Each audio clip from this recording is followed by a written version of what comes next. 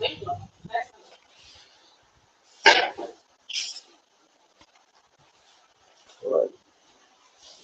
Okay.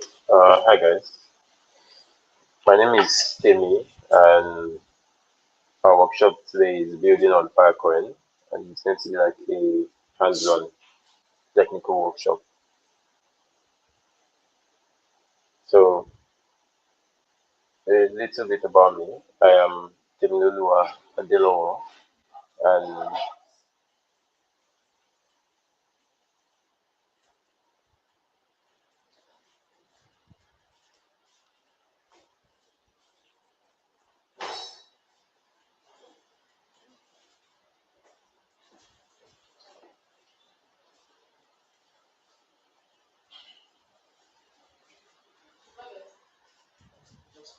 okay. So, I'm Temiloluwa Adelowo, and I'm a software engineer and also a Filecoin public ambassador. So, I have built at a couple of hackathons over time as well. And basically, what we're going to be doing today is understanding how Filecoin and IPFS works, and then we'll go forward to integrate decentralized storage with Filecoin in a demo application that I have worked on, and then we'll just have a short AMA session where you can like ask any questions you have, probably any blockers you are encountering on building with Filecoin or any other thing, and then we'll have them answered in this session as well. All right, so previously we've looked at IPFS and Filecoin in the previous workshop sessions we had. And so we'll just like have a short recap of what they are or what it is. So IPFS is the underlying layer, which is like the peer-to-peer network that helps users to store their data and then helps to pin in that data. So Filecoin is the storage layer as well, and then this provides incentivizations for storage providers and nodes. And then we have the layer one, which is Filecoin Virtual Machine. So that's the virtual machine where developers or users can deploy their smart contracts. So that has the Solidity smart contracts, or in this case called actors.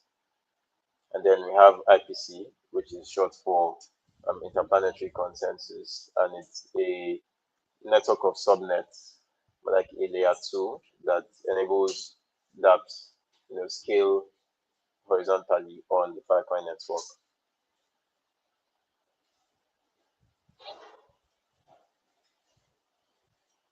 Then we are going to like build using Filecoin, and here we have a little demo project which I am going to like display.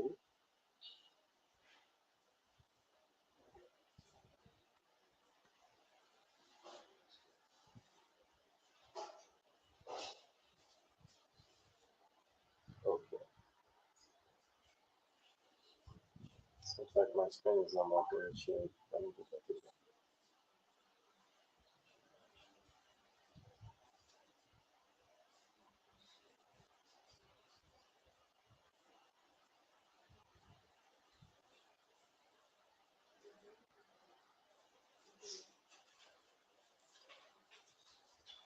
Okay, so in the demo project, we're going to be using Pinata as our storage provider of choice.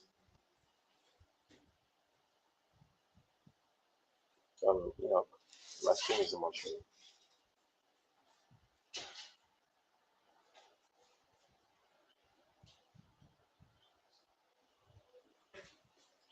And then the file being displayed here is the upload file.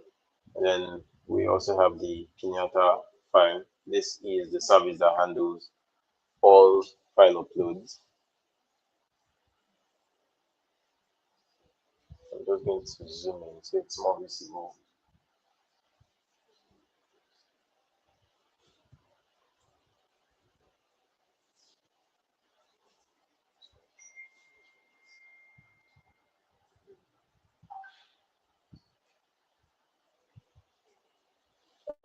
So here we have a function, upload prompt. So what this does is interact with Pinata service and uploads our prompt. And to do that, we need a few variables in our .env file. So we have the Pinata JWT web token and the gateway URL. So this can both be gotten from your Pinata account on pinata.cloud, and this is like storage service that we use. So the upload prompt, we have like a function, and then we try to make a request to a post request to the upload endpoint we have. Then we also have a retrieve prompt. So all these are captured as well in the API file where we have the upload route.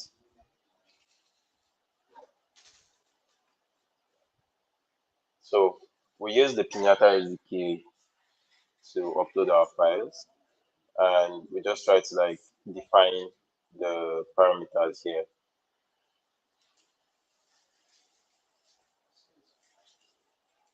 And then our files are uploaded. So the API is provided by the upload slash route file, what we directly call in our upload prompt here in the pinata.ts service file. So I'm just going to like start the project and then show a quick demo.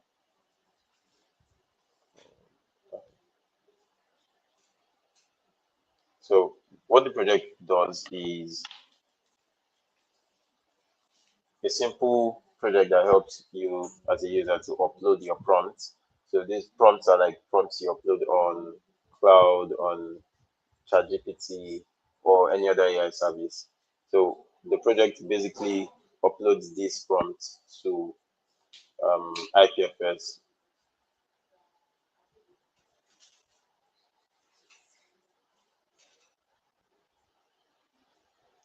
The stream is behind a bit, but I'll just keep going. Yeah. So on we have like the test prompt, and then we're just going to enter a demo prompt, maybe work on a decentralized platform. And then we're going to select the model type, GPT or any other model, depending on what we have created. And then we're just going to put tags. Yeah, I'll just put the demo tag and put my name as the author.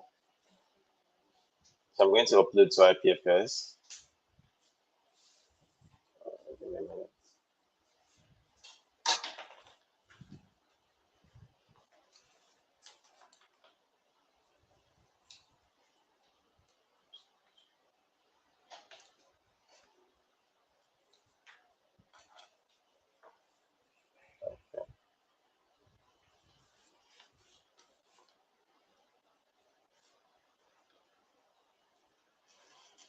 My env file, let's fix this.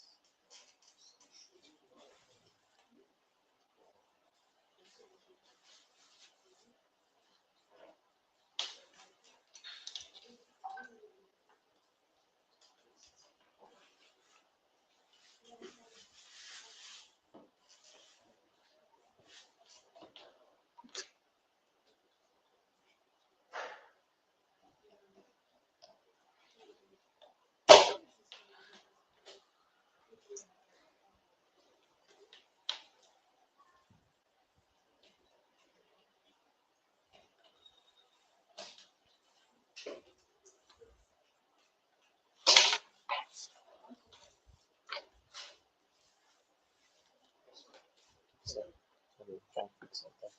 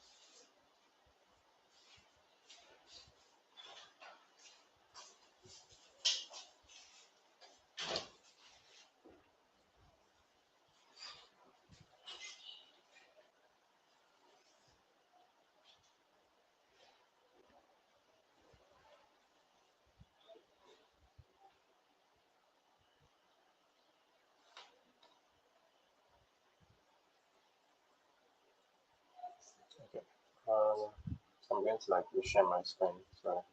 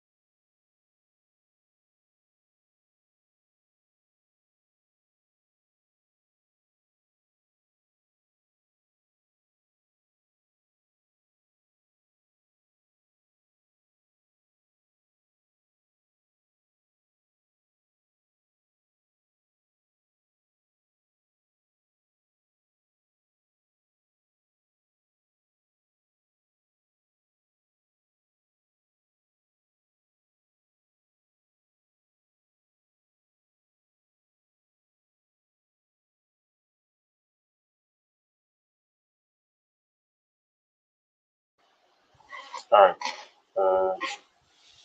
So I encountered an issue where the JWT key I was using had an issue. So I had to like change that using the key I got from Pinata. So so let's test uploading a prompt, and then you can just include maybe random details.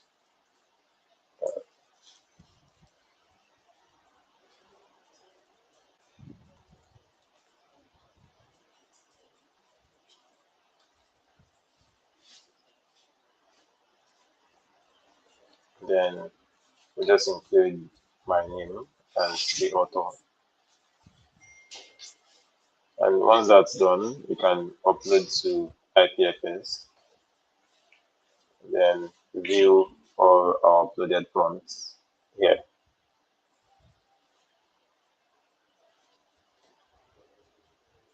So you can view the prompts, and then you can also view the IPFS file, which was uploaded as JSON.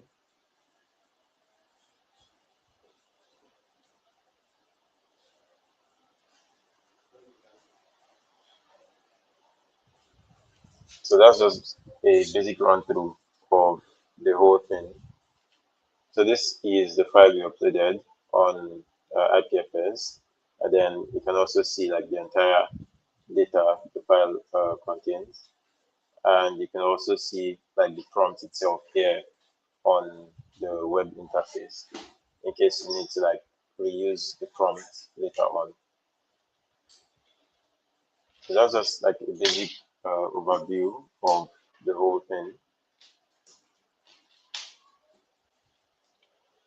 So we could just go on with an AMA, maybe issues you faced while building your own projects or while trying to integrate Filecoin on your hackathon project.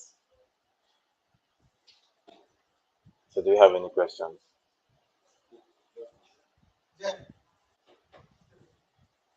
So my question is now for to understand correctly, how is storage? Yeah, storage system, yes.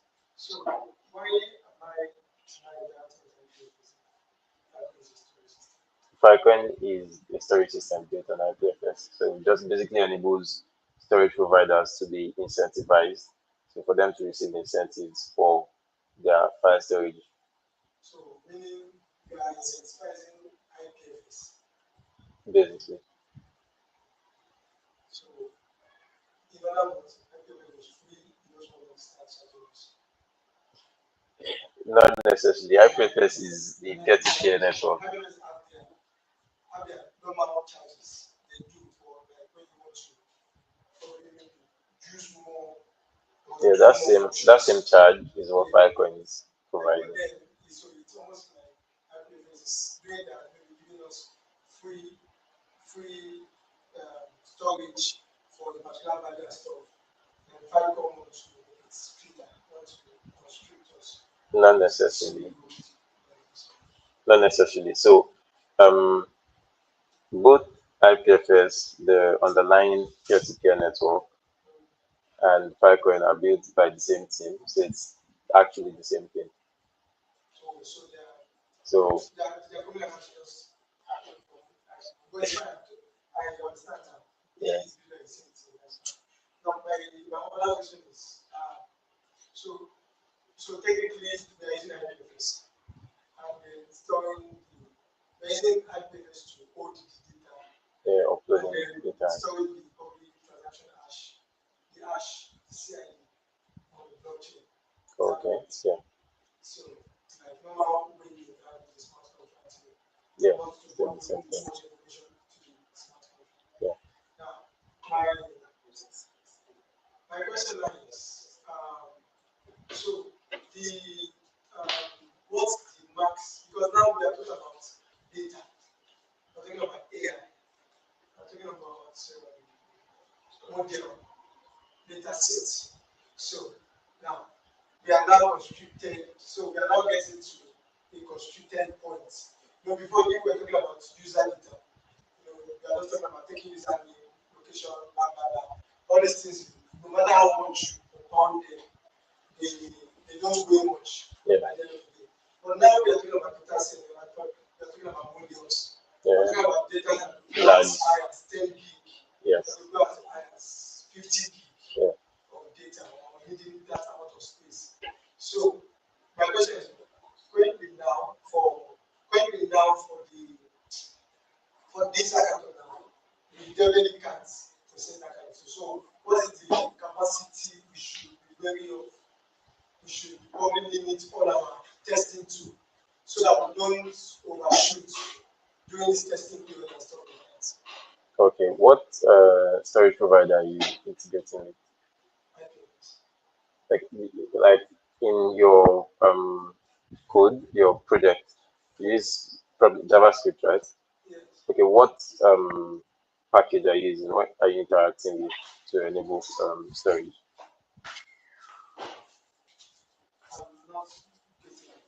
Are you interacting natively with the IPFS package, or maybe one provided by Storacha or Pinata? I do forget that IPFS is like, it's not like what we have close of that, we call close of everything. So sorry again, my bad. Pinata is. Okay, so I think Pinata doesn't have exact storage constrictions. That's determined by your account. There are different tiers of storage. Yes. Just for now, like we're trying to test now, we can't just open one and Yeah. So I think you could check out these restrictions of Pinata's free tier if that's what you're using, and then just try to make your files within that size limit. So if I have a file of like, that means I have to be careful with the file size after I set. Yes, since you're still on the free tier, since you're using Pinata. Yes. So do you have idea of like what's the max size? I'm not sure, but probably somewhere between 5 to 10 gig for their free tier. Then secondly, if you want to verify contract. Okay, on. You need help, probably if you have the code, you needed all those things. Okay, for deploying on the FVM, right? Yes. Okay. That's one. Then two, that's what is it here? I want to deploy a data set. Data set is a file. Yes. Now it's coming with the metadata. Okay. Now I'm trying to upload it to IPFS. Now, so I'm trying to upload the file first, then upload the metadata. Now my question is, if I want to do batch upload of files, is it advisable? Is it possible? It's possible, advisable. I would not exactly say so, unless you're able to bundle those files into like a single upload. Because there are different files. Let's just say there are different files. Is it advisable to now batch upload different files to IPFS at once? Have you uploaded these files individually before? No. Okay, just trying to compress it into one. Yeah, that's possible. Yeah, that's possible.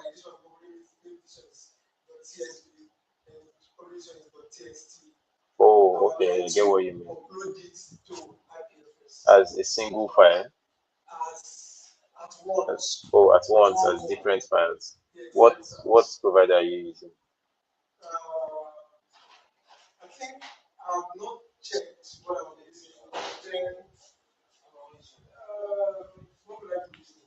I've not checked. But then, I think I was going to use what is it called? Provider for working. Or it has no. I was actually asked if you want to use it as provider. So because of that, or essentially a provider. Yeah, like the storage provider. The same storage Pinata. That's what I asked. Oh, okay. I think they have a function that helps with that. Yeah, like as a folder kind of thing. So you can just upload singly. I said I need the scripts. Yes, scripts. Script and the configuration. Yes, that's what I'm saying. Okay, for deploying Script and configuration to deploy and verify smart contracts, right? Yes, then two. I will need that function to be able to upload successfully to IPFS and fetch from IPFS. Because I never would want to download these datasets. Since you're using Pinata, there are functions that help you to directly retrieve. You have the editing function already that Yes, uploaded and downloaded. that's why I Yes. downloaded I have one that is for human data. So Okay. what I just want to do is I just want to compare between them. Like if I have like what you used, Yeah. I'm going to compare. Like, okay, this is what, especially when it comes to files. Like I don't actually put files yet. So in fact, if I want to push the image, I just send it to like maybe one first form, or I'll first upload the image itself on IPFS. Okay. So one easy way around it is when you upload a file, you are given a content ID. Yeah, a CID. So you could easily access that file using an IPFS gateway. Now, talking about that, I once had an issue when I actually uploaded a file to IPFS. I used it to mint an NFT, Okay. and then it did not show to OpenSea. Where what did you use to upload this file? The same Pinata. Okay, and you were given a CID. Yes, I was given a CID. I go to that CID, I put it in the URL, I can fetch the image. Yeah. But when I put it in my NFT metadata, Oh, for OpenSea. like when I put it to mint an NFT, it does not show.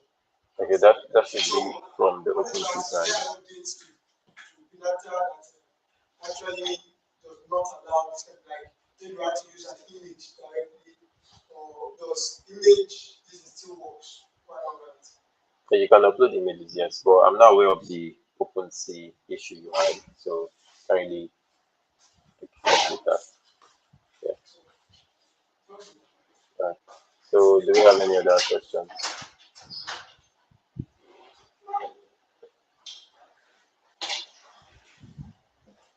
Okay. So now, all right. Okay. So we're just going to like recap on what we've done so far today, and we've looked at what IPFS and Filecoin is, what they enable, and basically seeing how to upload files using Pinata. So we actually had an integration that works, and then we've also tested retrieving our decentralized data using the IPFS gateway link we had, and with the content ID that we received upon successful upload. So the repository containing the code for the demo project I just shared would be available, and I'll share that to the Builders Telegram group. And there's also the Field Builders Telegram group where you as a developer can communicate with the Filecoin team directly or other developers. If you have issues where you need help or other fixes, you can also reach out in the Telegram there. And we also have the Orbit program. So it's more of a program to help developers and every other community member gets involved with Filecoin on a larger scale, where we have the content orbit, we have the builders orbit, and the ambassadors orbit. So these are like three different orbit programs where the user can contribute at different skills. So the builders orbit is for technical people like you and I, and where you can help to build or contribute to Filecoin programs itself. We have the content orbit where you can create content and push out on social media, just promoting the Filecoin ecosystem and technologies. And we also have like the ambassadors orbit where you can organize events or meetups related to Filecoin and Filecoin ecosystem. So these are various orbits that you can also participate in. Yeah. All right. So thanks.